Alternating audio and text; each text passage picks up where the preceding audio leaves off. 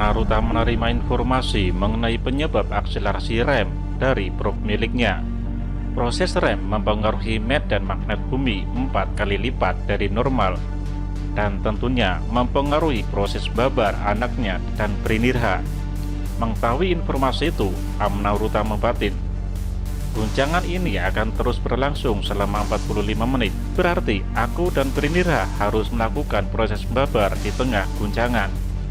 Diberitahukannya informasi yang diperolehnya dari probe ke Brinirha melalui telepati.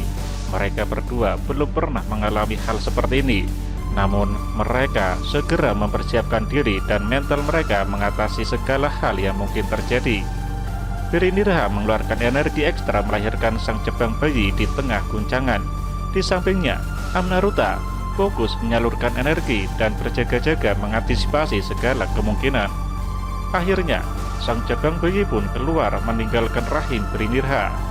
Cairan plasenta sintesis yang ditambahkan energi Amnaruta, Brinirha, dan tambahan energi dari pengaruh medan magnetik bumi dari proses rem membuat proses akselerasi mitokondria sang bayi di atas ambang normal. Keluar dari rahim di tengah bejana yang cairan plasenta sintetisnya bergelombang, sang jebang bayi tidak langsung masuk ke bub seperti seharusnya. Tubuhnya meluncur menuju dasar bejana. Amnaruta segera mengerahkan kemampuan telekinetiknya untuk menahan laju bayi agar tidak terbentur dasar bejana. Tepat beberapa sentimeter sebelum dasar bejana, sang jebang bayi terhenti.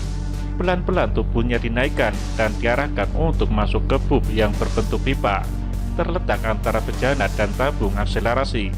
Namun, proses akselerasi mitokondria yang di luar batas normal menyebabkan tarik-menarik antara energi telekinetik. Amnaruta yang mencoba mengangkatnya dari dasar bejana dan energi yang dihasilkan dari proses akselerasi yang malah mendorong sang bayi ke dasar bejana. Amnaruta terlihat sedikit kesulitan.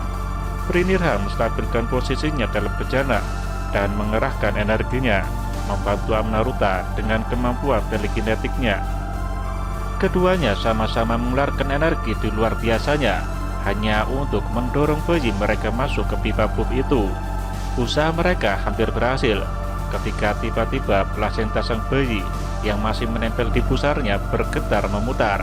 Arah putarannya seperti gerakan tawaf, berputar 360 derajat berlawanan dengan arah jarum jam. Melihat hal itu, Amnaruta dan Brinirha semakin memaksimalkan energi mereka untuk menahan putaran itu dan mendorong sang bayi ke arah bub. Ketika akhirnya sang bayi meluncur masuk ke bub, hasil susah payah Brinirha dan Amnaruta, proses disinfektan seketika berlangsung. Tetapi pipa bub itu bergetar hebat.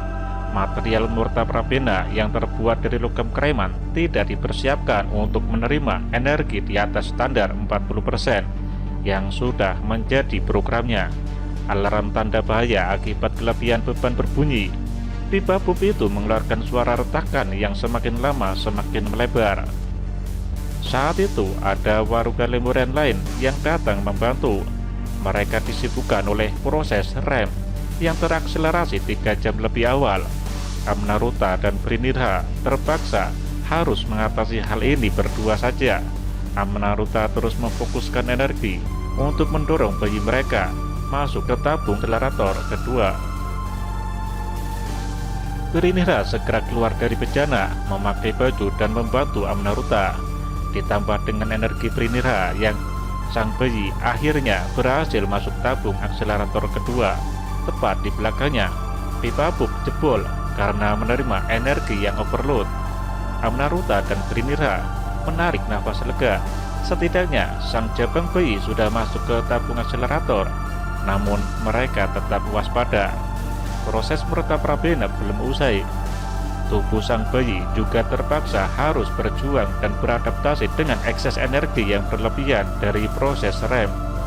Di luar dugaan, akselerasi di tabung akselerator kedua menjadi lebih cepat dan jauh meningkat.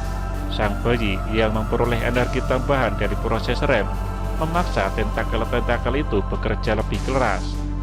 Proses mengunduh ilmu pengetahuannya menjadi di luar kapasitas normal bayi Lemurian yang pada umumnya hanya 10%. dari database ilmu pengetahuan dasar bangsa Lemurian. Namun, informasi holografik Murta Prabena menunjukkan bayi spesial ini mengunduh ilmu pengetahuan hingga 30%. Akselerasi sel-sel mitokondrianya pun 1,5 kali dari bayi Lemurian umumnya. Mesin overload lagi. Alarm dan tanda bahaya kembali berbunyi karena tabung akselerator kelebihan beban. Lagi-lagi terdengar suara retakan dari tabung akselerator. Retakan itu semakin melebar dan melebar. Ketika tabung akselerator hampir ringsek, tiba-tiba sang bayi terpental keluar. Amnaruta secara refleks mengejar dan berusaha menangkap tubuh bayinya. Untunglah kecepatan larinya masih mampu mengimbangi kecepatan lontaran tubuh bayi. Meskipun tertangkap, sang bayi belum dapat didekap. Tubuhnya masih memancarkan energi yang besar dan liar, lebih besar dari level penguasaan energi Amnaruta dan Prinirha. Situasi ini di luar proses Murta Prabena yang normal. Situasi khusus memerlukan tindakan khusus pula. Amnaruta dan Prinirha memutuskan untuk mempercepat pelaksanaan upacara Murta Prabena. Mereka tidak menunggu warga Lemurian berdatangan menyaksikan upacara Murta Prabena. Amnaruta memegang punggung belakang, sementara Prinirha menempelkan tangannya di dada bayi. Mereka berdua berupaya meredam energi yang liar pada tubuh si bayi.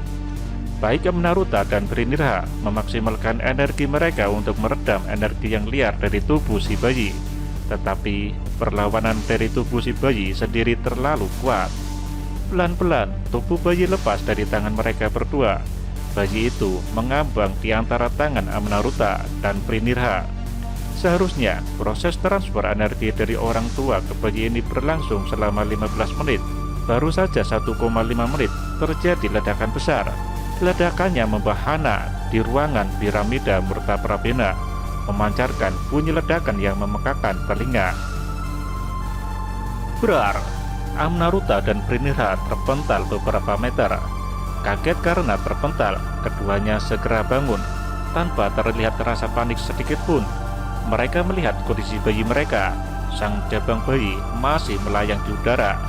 Badannya dalam posisi telentang dengan tangan terbuka. Tubuhnya memperlihatkan otot-otot yang sudah terbentuk.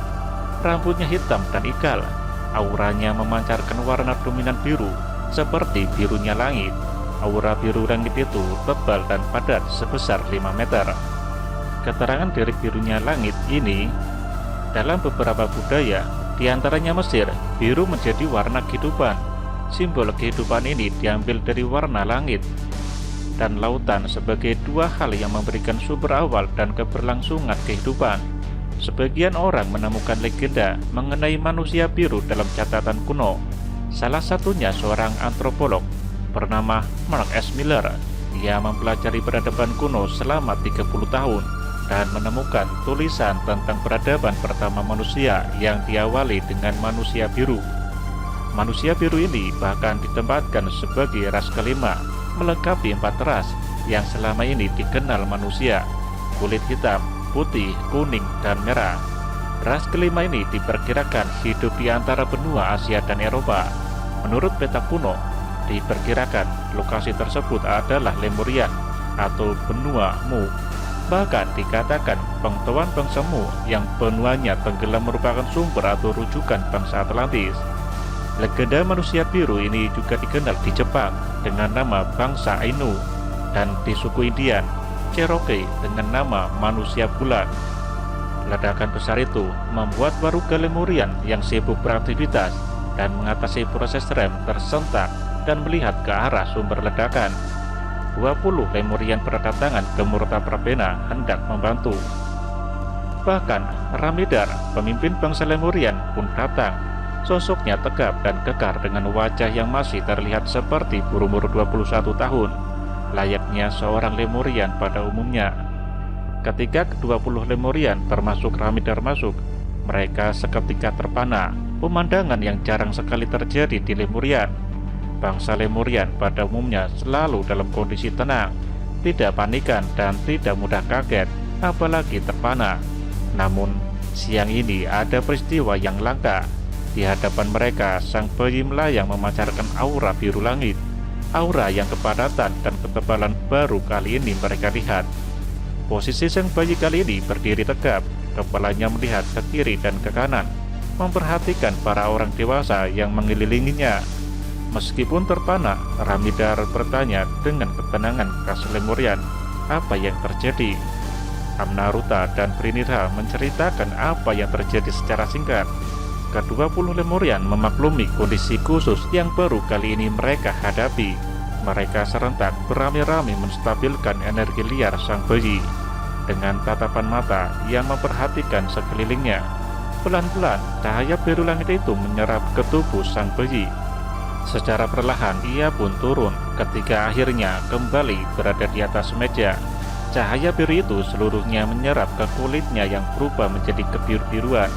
Selang 15 menit, akhirnya warna kulitnya normal seperti kulit bangsa Lemurian yang lain, yaitu sawo matang. Ketika sudah turun dan dalam posisi telantang, sang bayi belum dapat dipegang. Badannya masih mengeluarkan radiasi energi yang besar. 3 buah probe mendatangi untuk merekam informasi. Ketika probe itu berada dalam jarak 1 meter, tiba-tiba keluar loncatan listrik yang berasal dari radiasi energi sang bayi. Terkena radiasi tinggi, probe itu memancarkan lompatan-lompatan listrik yang tak terkendali, lalu jatuh dan cahayanya mati. Ketiganya rusak. Amnaruta dan Brinidha mencoba mendekati bayi mereka. Radiasi energi menghambat langkah-langkah kaki mereka. Loncatan-loncatan listrik masih saja keluar, sehingga menyusahkan mereka untuk memegang tubuh sang bayi. Ke-20 Lemurian kembali membantu. Mereka menggabungkan tenaganya untuk meredam energi sang bayi. Energi sang bayi tidak dapat dinetralisir, hanya dapat diredam. Butuh waktu 20 menit untuk menormalkan kondisi sang bayi dengan memanfaatkan 20 orang Lemurian yang kesemuanya memiliki tingkat penguasaan energi sebesar 40%. Ruangan Murtaprabena berantakan penuh kepingan-kepingan pipa buk dan tabung akselerator yang jebol. Namun, bukan itu yang membuat Ramidar dan para Lemurian yang berdatangan siang itu terpana. Bayi yang lahir dalam situasi rem itu memiliki wibawa yang belum mereka lihat sebelumnya. Amnaruta dan Brinidha menatap bayi mereka. Radiasi energinya yang besar sudah dapat dikendalikan. Tidak ada lagi energi liar, berbeda dari bayi lainnya, bahkan dari siapapun di Lemurian. Bayi ini memiliki tingkat penguasaan energi sebesar 60%, meskipun belum stabil, terkadang 60%, terkadang 55%. Amnaruta dan Brinidha menatap Ramidar. Peristiwa langka kelahiran bayi dihadiri dibantu oleh pemimpin Lemuria. Keduanya berpikiran sama, meminta kesediaan Ramidar memberikan nama untuk bayi mereka. Ramidar langsung mengerti tatapan mata Amnaruta dan Brinidha. Hari ini dia menyaksikan peristiwa yang langka. Sudah seharusnya nama anak ini pun mengabadikan momen kelahirannya. Ramidar berjalan mendekati bayi yang sudah berada dalam kedekapan kedua orang tuanya. Tidak biasanya ia berucap kata. Bagi Lemurian yang memiliki tingkat pemakluman antar sesamanya yang tinggi dan kemampuan telekinetik, berbicara satu sama lain menandakan pentingnya hal yang dibicarakan. Tidak pernah mereka mengangkat suara untuk hal-hal yang tidak penting dan tidak berguna. Ramidar berkata kepada Amnaruta dan Brinidha, "Anak ini ku beri nama Arkitirema. Ark berarti bahtera, Ki berarti tenaga, karena bayi kalian memperlihatkan tenaga yang sangat besar yang pernah kita lihat. Ti berarti dari rem, untuk mengingat momen kelahiran ini, di mana ke-12 planet dalam tata surya kita. Sementara A adalah panggilan untuk anak dalam bangsa kita, sehingga makna dari namanya Arkitirema adalah anak bahtera tenaga dari proses tata surya yang berhenti." Semua Lemurian yang hadir di sana tersenyum senang dengan nama yang diberikan Ramidar. Pandangan mata mereka tertuju pada bayi yang baru lahir itu, yaitu Arkitirema.